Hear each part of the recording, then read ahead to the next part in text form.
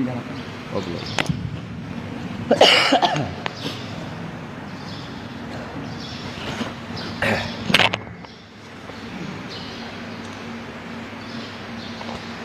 Assalamualaikum warahmatullahi wabarakatuh.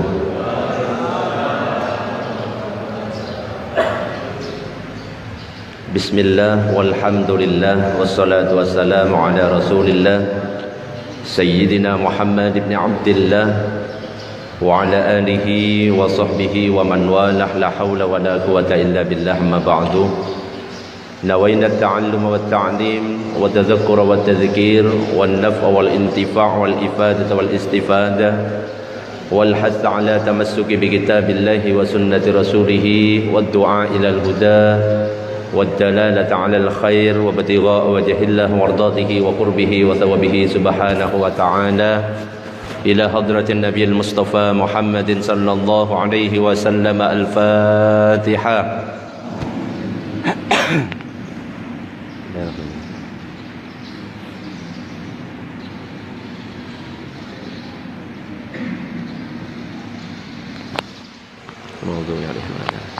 Para jamaah, Bapak Ibu yang dirahmati oleh Allah, kemarin saya diundang mendadak sama Abah Abu Zainuddin. Ustadz, hari Sabtu bisa ngisi apa enggak sekalian kenalan dengan jamaah, biar jamaah kenal. Jadi tujuannya kenalan sebenarnya. Jadi saya kenalan dulu, karena tak kenal maka tak. Ini kok kayaknya nggak semangat ya. Karena tak kenal maka tak. Oh gitu, itu ustadznya tambah semangat juga. Jadi nama saya Anwar Musaddad. Saya tinggalnya di Desa Bohar, Perumahan Star Safira, Klaster Nizar Mansion. Ibu-ibu ada yang pernah lewat sana? Nggak ada? Alhamdulillah. Bapak-bapak, jadi kalau mencari Klaster Nizar Mansion itu tinggal masuk lurus notok sampai ada gazebo. Sebelum gazebo itu ada rumah paling besar, itu rumahnya Pak RT. Nah, rumah saya di depannya. Jadi monggo, misalkan mau mampir ke rumah saya, silahkan. Allahumma sholli ala sayyidina Muhammad. Ini semangatnya sudah ada dari Mahallul Qiyam, tapi saya tambah semangat lagi dengan menyanyikan sebuah lagu. Ngaji itu nggak perlu ngotot-ngotot. Sing penting bisa ngambil manfaat dari kajian, dari model apa yang disampaikan apa saja, itu bagus. Oke, monggo yang kompak. Oke. Saya tadi malam sempat nulis sebelum tidur, judulnya lagunya itu adalah Jagalah Istri. Bu, suaranya yang kenceng, nggih. Bapak-bapak, suaranya yang kenceng. Sebelum besok kita sholawatan, suaranya lebih kencang lagi nanti. Lagunya versi Aagim. Nanti bersama-sama, harus kompak. Coba bersama-sama, 1, 2, 3. Saya sebentar, biar direkam dulu, rekam.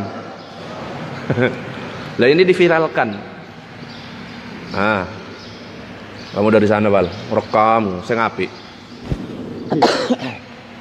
Monggo, silahkan bersama-sama.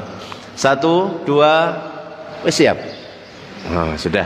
1, 2, 3. Jagalah istri, jangan kau sakiti.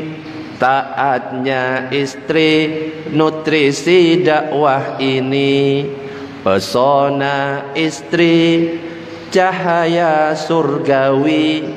Doanya istri, tangisnya bidadari. Bersama-sama. Jagalah istri, jangan kau sakiti. Taatnya istri, nutrisi dakwah ini. Stop. Gak semangat nih. Soalnya ininya gak muncul ya. Munculkan. Kok gak muncul ya? Padahal sudah tak tampilkan. Nah. Oh ini ulangi. Ulang rekamannya. Sudah terlihat? Yang lebih kompak. 1, 2, 3. Jagalah istri, jangan kau sakiti. Taatnya istri nutrisi dakwah ini, pesona istri cahaya surgawi. Doanya istri tangisnya bidadari. Semuanya jagalah.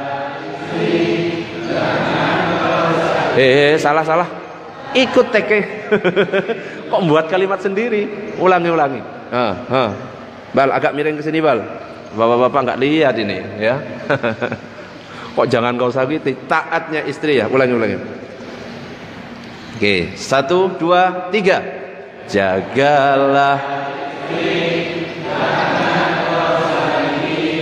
taat nutrisi dakwah ini, pesona istri cahaya surgawi. Doanya istri bila istri ahli doa, suami tambah cintanya. Anak-anak cerdas semua, keluarga sejahtera. Istri yang cinta dunia, suami kurang wibawa.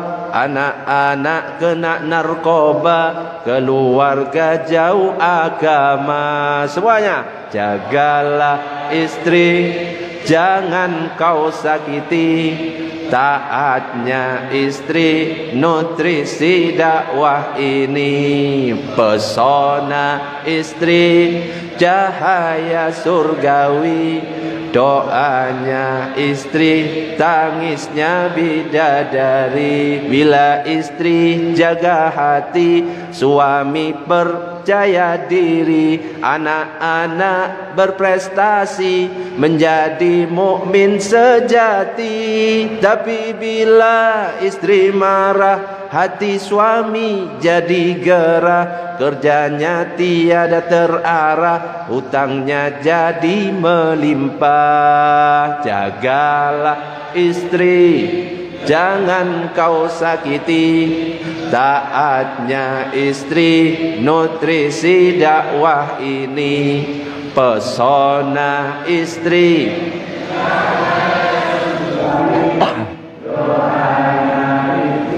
tangisnya bidadari. Bila sang istri beriman, suami merasa nyaman. Kerjanya jadi brilian, ibadah terasa nyaman. Jalan rizki jadi gampang, hidup sulit tetap riang. Istri elok dipandang, walaupun hutang sekeranjang. Jaga taatnya istri nutrisi dakwah ini, pesona istri cahaya surgawi. Doanya istri tangisnya bidadari. Biar nggak istri terus, ya. Sekarang suami, ibu-ibu yang kompak, oke? Monggo. Jagalah suami, jangan kau sakiti. Ridhonya suami jadi ridho ilahi. Doakan suami saat jihad menanti. Ikhlaskan suami saat menikah lagi. Jagalah istri, jangan kau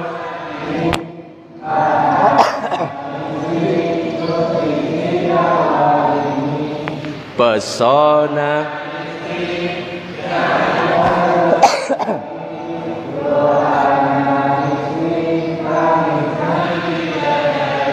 ibu-ibu setuju teks terakhir?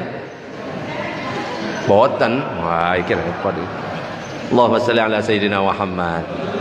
Oke, sekarang kita masuk ke tema yang sudah diberikan. Alhamdulillah pada kesempatan pagi ini kita bisa duduk di majelis ilmu seperti ini.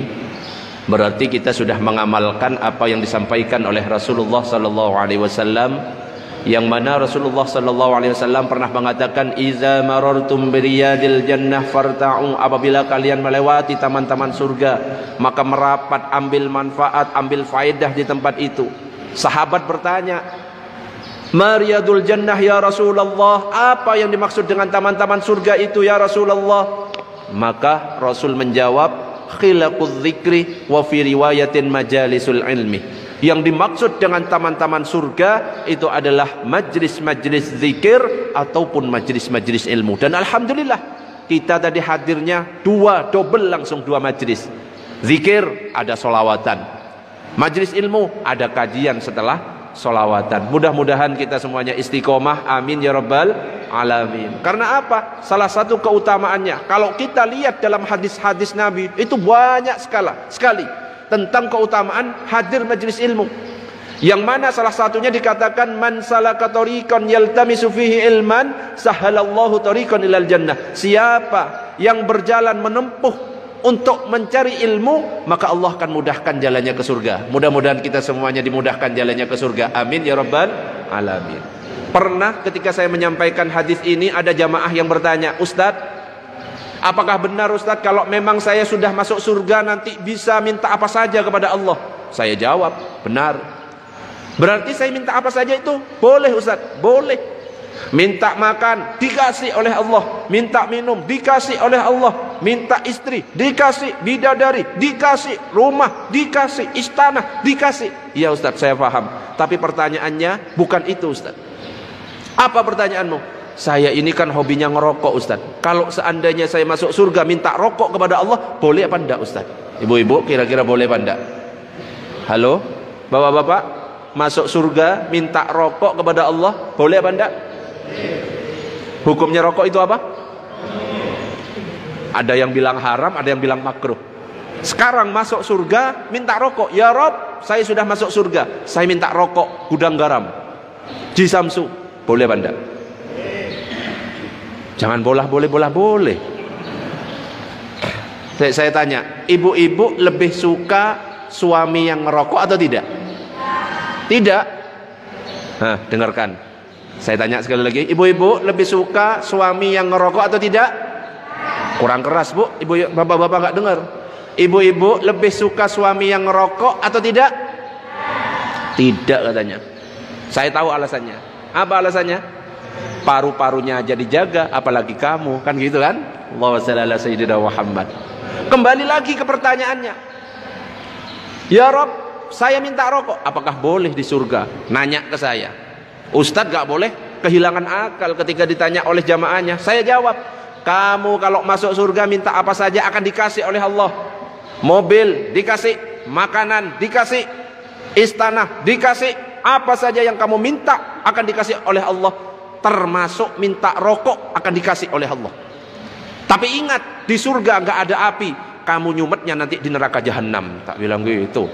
Allahumma shalli ala sayyidina Muhammad.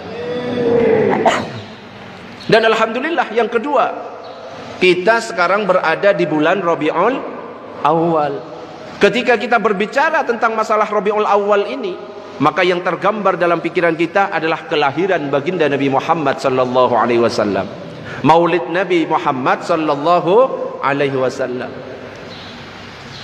Kenapa kita tergambar seperti itu? Karena kelahiran Nabi Muhammad ini adalah nikmat yang paling besar. Sebagaimana diceritakan dalam buku yang berjudul Cahaya, yang ditulis oleh Habib Abdurrahman bin Hasan Al-Atas Az-Zabidi. Terjadi sebuah dialog antara Allah dan Nabi Daud. Nabi Daud itu bertanya kepada Allah, "Ya Rabb, nikmat apa yang paling kecil yang engkau berikan kepada kami?" Maka Allah menjawab, "Nikmat yang paling kecil yang aku berikan kepada kalian adalah nikmat oksigen yang hingga detik ini kalian hirup." Coba bayangkan, oksigen Allah katakan sebagai nikmat yang paling kecil. Sedangkan dulu waktu corona sedang meningkat-ningkatnya, ya, tabung oksigen yang cuma habis 1 jam itu sampai 5 juta. Bayangkan 24 jam non-stop kita menghirup oksigen gratis, itu masih dikatakan oleh Allah sebagai nikmat yang paling kecil. Nanya lagi Nabi Daud, "Ya Rabb, kalau nikmat yang paling besar yang kau berikan itu apa ya Rabb?" Maka berkata Allah, nikmat yang paling besar yang aku berikan kepada kalian adalah diciptakan Muhammad sallallahu alaihi wasallam. Jadi Nabi Muhammad sallallahu alaihi wasallam ini nikmat terbesar. Makanya tidak heran dalam sebuah hadis qudsi itu dikatakan, laulaka ya Muhammad, seandainya tidak ada engkau Muhammad, seandainya tidak ada engkau Muhammad, lama khalaqtul aflak, aku tidak akan menciptakan alam semesta ini. Jadi alam semesta ini ada itu karena siapa? Nabi Muhammad. Makanya sudah sewajarnya kita yang mengaku umatnya Nabi Muhammad ini harus bersyukur akan kelahiran Nabi Muhammad sallallahu alaihi wasallam. Apalagi di dalam Al-Quran itu dikatakan, Qul, katanya ini firman Allah, Qul bifadlillahi wa birahmatihi fabidzalika falyafrahu. Katakanlah, dengan anugerah Allah dan rahmatnya hendaklah kalian sambut dengan gembira. Nah, para ulama mengatakan kata rahmat di sini adalah menunjukkan kepada Nabi Muhammad. Kenapa? Karena ada ayat yang mengatakan wa ma arsalnaka illa rahmatan lil alamin. Dan tidak kami mengutus engkau Muhammad melainkan untuk menjadi rahmat semesta alam. Artinya apa? Kata rahmat dalam ayat ini diartikan, dimaknai sebagai Nabi Muhammad. Jadi bisa kita simpulkan bahwa kita ini diperintahkan oleh Allah untuk menyambut Nabi Muhammad dengan riang gembira, dengan sukacita. Jangan sampai kita ada kelahiran Nabi Muhammad malah benci. Opo iki bid'ah. Jangan. Kalau bisa kita itu harus ada toleransi, saling menghormati. Bagi yang mau merayakan Maulid Nabi, monggo silahkan. Bagi yang tidak merayakan, ya monggo silahkan. Insya Allah kalau misalkan saling pengertian seperti ini, Indonesia aman, Islam akan semakin jaya. Allahumma shalli ala Sayyidina Muhammad. Insya Allah kalau di sini semuanya saling menghormati, nggih. Saya doakan mudah-mudahan rizkinya lancar. Ada satu tip dan trik, ya, konon katanya ini ampuh sekali supaya rizkinya lancar, ini terutama bapak-bapak. Gimana caranya? Cara mencari rizki supaya lancar dengan cara melihat bagaimana istri tidur. Nah ya, tips dan trik supaya rizki lancar. Bapak-bapak sebelum berangkat kerja, lihat cara istrinya tidur itu seperti apa. Gimana maksudnya Ustadz? Kalau istri tidurnya menghadap ke arah barat, cari rizki arah berlawanan, arah timur. Kalau istri menghadap ke timur, cari rizki ke arah yang berlawanan, arah barat. Dengarkan, kalau istri tidurnya tengkurap, utara selatan. Istri telentang, gak usah kemana-mana, rizki ada di depan mata. Allahumma shalli ala Sayyidina Muhammad. Kembali lagi kepada ayat tadi, Qul bifadlillahi wa birahmatihi fabidzalika falyafrahu. Ya, kita diperintahkan untuk menyambut dengan sukacita, menyambut dengan riang gembira akan kelahiran baginda Nabi Muhammad sallallahu alaihi wasallam. Caranya gimana? Boleh dengan peringatan Maulid Nabi, tapi tidak hanya sebatas peringatan tapi nggak sholat, sama saja. Tapi harus gimana? Hidupkan sunnahnya. Man ahya sunnati faqad ahabbani. Siapa yang menghidupkan sunnahku, maka berarti dia mencintaiku. Wa man ahabbani, siapa yang mencintaiku, kana ma'i fil jannah, maka dia akan bersamaku di surga. Mudah-mudahan kita nanti dikumpulkan di surga. Amin ya rabbal alamin. Saya doakan juga mudah-mudahan yang hadir di tempat ini digolongkan oleh Allah menjadi golongan orang-orang yang taat.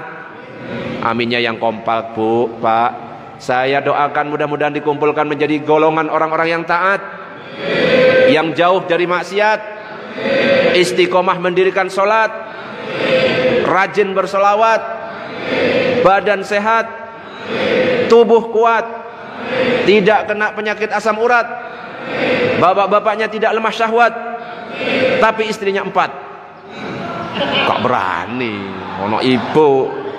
Amin amin. Allahumma shalli ala Sayyidina Muhammad. Dikatakan dalam hadis yang lain, almar'u ma'aman ahabbah. Seseorang itu akan dikumpulkan bersama yang ia cintai. Kalau kita cinta kepada Nabi Muhammad, kita insya Allah nanti akan dikumpulkan dengan Nabi Muhammad. Tentunya bentuk cinta kita itu yaitu dengan cara menghidupkan sunnahnya, sholatnya di masjid, itu perintah Nabi. Sholatnya juga yang benar.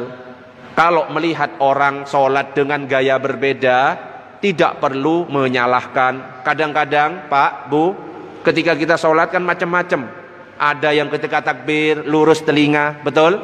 Allahu Akbar. Pernah lihat? Nah, ada yang cuma di dada, betul? Allahu Akbar. Pak, Bu, saya tanya, yang paling benar lurus telinga atau di dada? Yang kompak. Yang benar yang mana?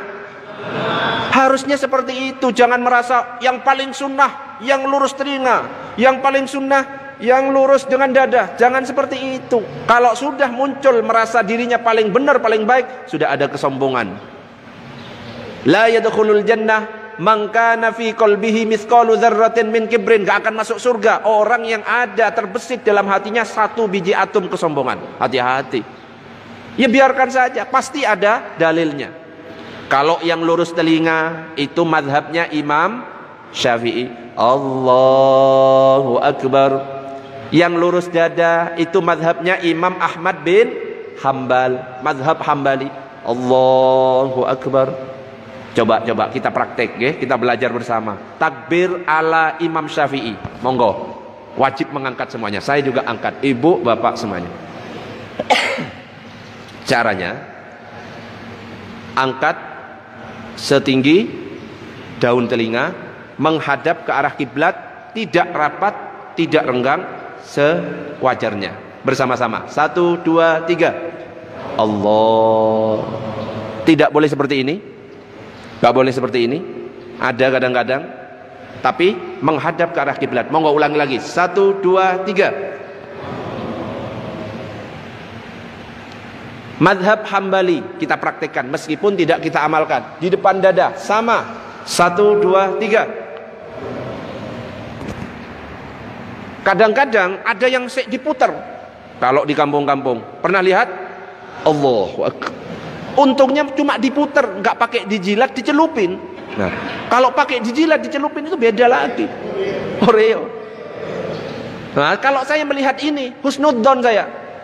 Gak langsung saya salahkan, weh batal. Enggak, saya husnudzon. Mungkin belum belajar, yang pertama. Yang kedua mungkin mantan pendekar, jadi jurus saya ke bawah. Allahu Akbar. Nah gitu. Bahkan terkadang Pak, Bu, meskipun sudah saya kasih contoh, kadang-kadang kalau saya suruh 1 orang saja untuk praktik di depan, belum tentu benar. Kita buktikan ya. Namanya pembuktian harus takmir ya pengurusnya. Gak boleh menunjuk orang.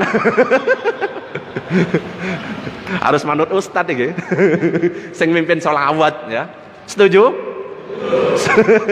Karena jamaah sudah setuju, maka bagi yang memimpin sholawat harap maju di depan. Monggo. Kayaknya 2 tadi, kok nunjuk-nunjuk? Ayo 2. Saya tanya ibu-ibu. Ibu-ibu setuju? Oh, bapak-bapak setuju? Karena sudah menjadi kesepakatan jamaah ibu-ibu dan bapak-bapak, maka bagi yang memimpin sholawat harap maju ke depan. Monggo disilahkan dua-duanya. Sudah saya contohkan, kita pastikan apakah sudah benar. Gak meremehkan ya, buktikan saja. Bapak-bapak bagian menilai. Siap? Ibu-ibu juga bagian menilai. Saya cuma tinggal nanya, betul apa salah? Kalau salah bilang salah, nggak usah malu.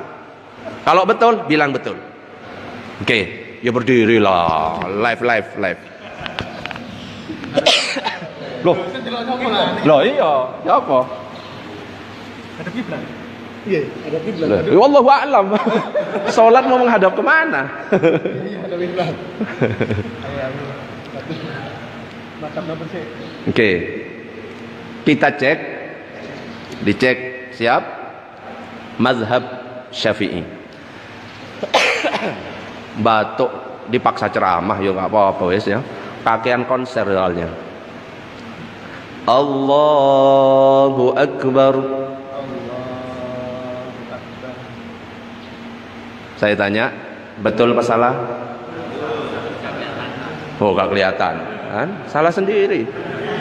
Nah, ngeceknya ya apa? Ulangi.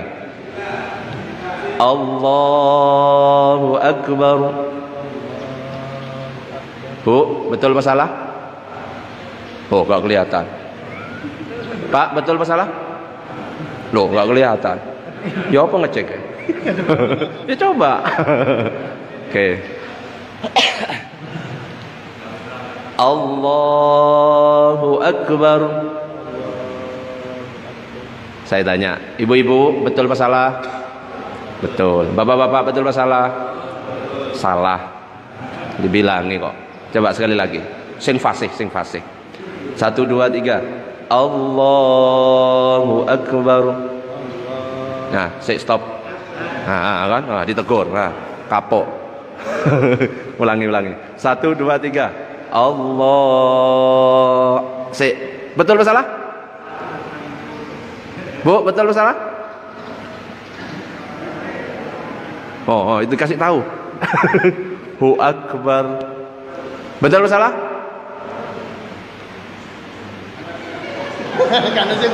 Kalau sing wani. Wedi. Enggak diundang maneh iki. Opo iki saya dikerjain ustaz. Betul masalah? Mohon maaf masih salah. Yang di dada sekarang.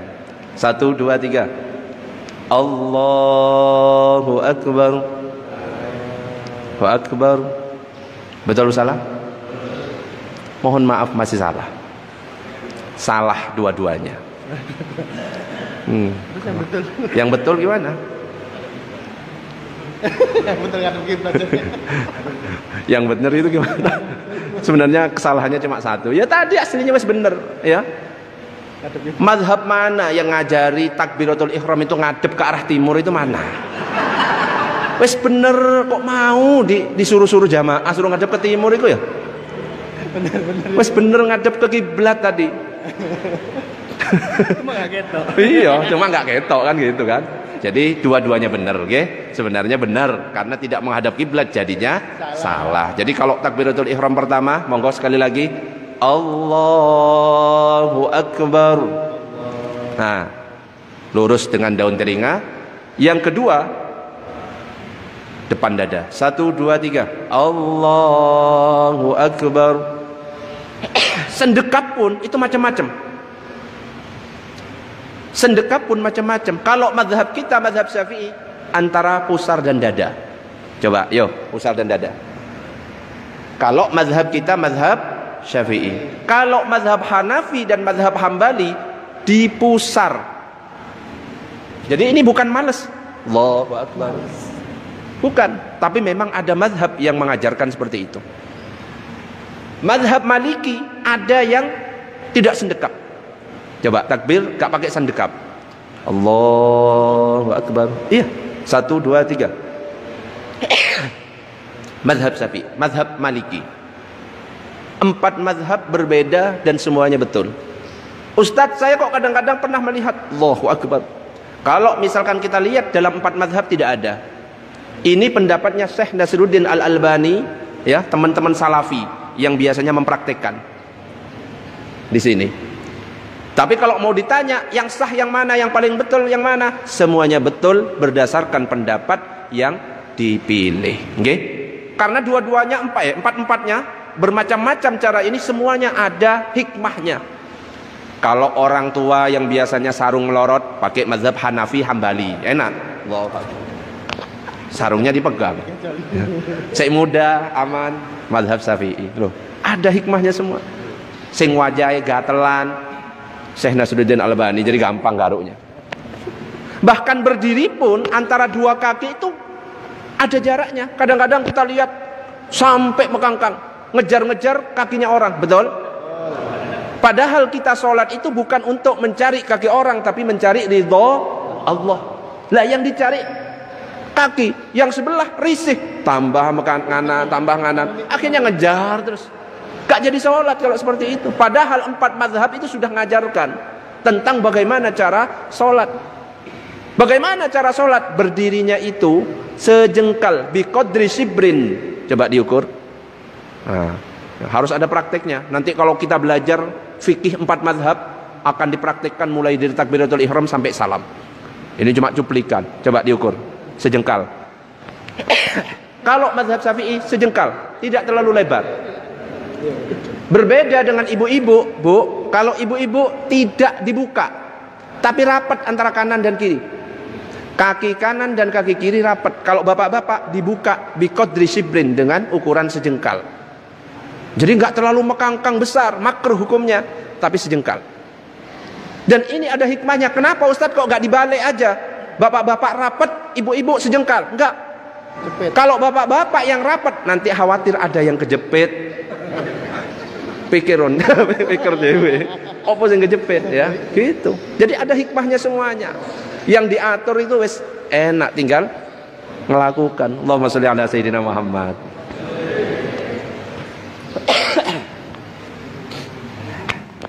Al-mar'u ma'aman ahabba. Orang itu akan dikumpulkan bersama dengan yang dicintai. Mudah-mudahan kita dikumpulkan bersama baginda Nabi Muhammad sallallahu alaihi wasallam. Kalau saya lihat sebelum ngaji diawali dengan sholawat, luar biasa. Makanya ini saya kutipkan sholawat di sini. Coba tunjukkan kekompakan kita ya untuk sholawat. Mumpung sekarang ini Maulid Nabi, ya, bulan Maulid, bulan Rabiul Awal. Tinggal dijawab. Maulaya salli wa sallim daiman abada ala habibika khairil khalqi kullihim. Maulaya salli wa sallim man abada ala habibika khair. Semangatnya kurang. Hei kawan, yuk kita ngaji, ngaji kepada para kiai sebagai bekal di saat mati. Hujan gak hujan, tetap ngaji. Sholawat. Maulaya salli wa sallim da'i bada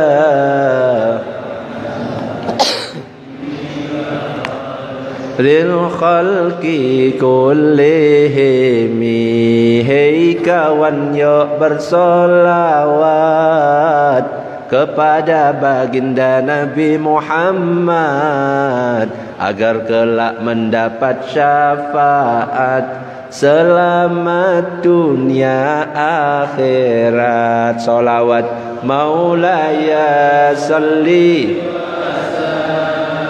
limdai man abada ala habibika khairil khalqi kullihim. Tangannya diangkat. Ya Allah, ya Tuhan kami, berikan kekuatan pada kami untuk menjaga negeri ini. Genggam. NKRI harga mati. Sholawat. Maulaya salli wa sallim da'i man abada ala habibika khairil khalqi kullihim. Allahumma salli ala sayyidina Muhammad. Dalam sebuah kitab dikatakan anna iblisa ranna arba'a rannatin, bahwa iblis itu berteriak sekencang-kencangnya, nangis dalam 4 keadaan.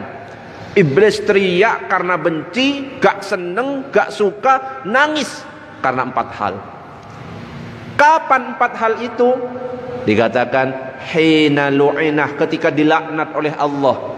Kita tahu iblis ini dulu gurunya para malaikat. Bahkan iblis dulu ini 80.000 tahun beribadah kepada Allah, sujud. Di surga itu gak ada satu jengkal pun yang gak pernah dibuat sujud oleh iblis. bahkan menjadi guru dari para malaikat. Tapi ketika Allah menciptakan Nabi Adam, kemudian wa idz qulna lil malaikati isjudu li Adam fasajadu illa iblis. Allah mengatakan, hei para penghuni langit, para penduduk langit, semuanya sujud kepada ciptaanku yang bernama Adam. Sujud di sini kan sujud atas perintah Allah, bukan sujud ibadah. Semua malaikat sujud kecuali satu, iblis. Aba wastakbar, enggan dan dia merasa lebih baik, sombong. Ketika ditanya oleh Allah, hei iblis, kenapa kamu gak mau sujud kepada Adam? Ana khairum minhu, khalaqtani min nar wa khalaqtahu min tin. Aku lebih baik daripada Adam. Aku engkau ciptakan dari api, Adam engkau ciptakan dari tanah. Sudah muncul rasa sombong. Padahal kita tahu surga bukan tempat untuk orang yang sombong. Dilaknat oleh Allah. Nah, ketika dilaknat oleh Allah, berteriak nangis iblis itu. Diusir, tidak hanya dilaknat. Hina uhbitoh, yang kedua diusir, tambah teriak nangis sekencang-kencangnya iblis itu. Yang ketiga, nangisnya ketika apa? Hina wulida Rasulullah sallallahu alaihi wasallam, nangis ketika Maulid Nabi Muhammad sallallahu alaihi wasallam. Maulid ini kelahiran. Jadi Nabi lahir, maulidnya Nabi, iblis itu berteriak sekencang-kencangnya, nangis, tidak suka, benci. Karena apa? Merasa terancam. Nanti teman-temannya yang ada di neraka akan diselamatkan semuanya oleh iblis. Makanya kalau ada peringatan maulid Nabi, kemudian ada orang yang bengak-bengok benci, oh po iki bid'ah, jangan-jangan orang yang mengatakan itu adalah keturunan, bukan saya yang ngomong, itu yang mimpin sholawat, yang disalahkan itu. Allahumma shalli ala sayyidina Muhammad. Yang keempat adalah hina unzilatil Fatihah, ketika surat Al-Fatihah turun. Jadi 4 keadaan ini iblis gak suka, berteriak sekencang-kencangnya, nangis sekencang-kencangnya. Bahkan dalam sebuah hadis itu diceritakan, Abu Lahab itu kita kenal, sudah ada di dalam Al-Quran, tabbat yada abi lahabiu. Sudah jelas Abu Lahab itu masuk neraka. Tapi diceritakan dalam sebuah hadis yang diriwayatkan oleh Imam Bukhari, sahih berarti, bahwa setiap hari Senin Abu Lahab ini diringankan siksanya. Karena apa? Dulu ketika budaknya yang bernama Suwaibah ngasih kabar akan kelahiran, Abu Lahab, ponakanmu lahir, Muhammad namanya. Abu Lahab senang karena ponakannya Nabi Muhammad itu lahir. Senang, akhirnya ya sudah, kamu saya merdekakan. Suwaibah yang pada akhirnya jadi orang yang nyusui Nabi selain Halimatus Sa'diyah. Karena senang akan kelahiran Nabi, hari Senin kebetulan waktu itu, Abu Lahab sampai sekarang setiap hari Senin siksanya itu diringankan. Itu orang kafir. Orang kafir senang akan kelahiran Nabi, mendapatkan keringanan siksa. Bagaimana dengan orang beriman? Bagaimana dengan umat Nabi Muhammad? Senang akan kelahiran Nabi Muhammad. Kira-kira surga atau neraka?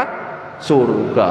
Kok tiba-tiba ada kelompok bilang neraka gara-gara bid'ah, gara-gara tidak pernah dicontohkan oleh Nabi. Padahal yang mencontohkan peringatan maulid Nabi itu adalah Rasulullah yang pertama. Dan ini dikatakan oleh Profesor Dr. Sayyid Muhammad Alawi Al-Maliki. Beliau mengatakan, inna awwalal mukhtalifina bil maulid, bahwa yang pertama merayakan maulid Nabi itu huwa sahibul maulid, yaitu pemilik maulid itu sendiri, wa huwa Nabi sallallahu alaihi wasallam, yaitu baginda Nabi Muhammad sallallahu alaihi wasallam. Kama jaa fil hadis sahih alladzi rawahu Muslim, sebagaimana yang sudah diriwayatkan dalam hadis yang sahih riwayat Imam Muslim, bahwa Nabi pernah ditanya oleh sahabat, ya Rasulullah, kenapa engkau puasa hari Senin? Kenapa engkau puasa hari Senin? Apa jawaban Nabi? Dzaka yaumun wulidtu fihi, ini adalah hari kelahiran. Jadi bentuk peringatan Nabi akan kelahirannya dengan ibadah puasa. Makanya dikatakan oleh Dr. Sayyid Al-Maliki bahwa yang memperingati maulid Nabi pertama itu adalah Rasulullah itu sendiri. Bisa difahami? Ini kok jadi melotot semuanya? Jangan melotot, Pak. Saya takut kalau kayak gini. Allahumma shalli ala sayyidina Muhammad. Ini sampai jam berapa? Ada tanya jawab atau enggak usah? Kalau ada tanya jawab, saya akhiri ganti tanya jawab. Kalau misalkan nggak usah, tak lanjutkan materinya. Lanjut. Nggak tahu mulut wis sudah mulai kemeringet. Padahal tak pancing-pancing, ternyata nggak paham. Bah, ada pertanyaan? Oh, siap. Saya kasih contoh sekalian. Ya. Cara minumnya Nabi itu kayak apa? Cara minumnya Nabi, Bu, tolong diperhatikan. Kalau Nabi minum, ketika Nabi itu membuka gelas dan meminumnya, pertama mengucapkan basmalah. Bismillah. Baru diminum. Setelah itu, alhamdulillah. Dan 3 kali, gak cuma sekali langsung habis. Baca basmalah lagi. Bismillah.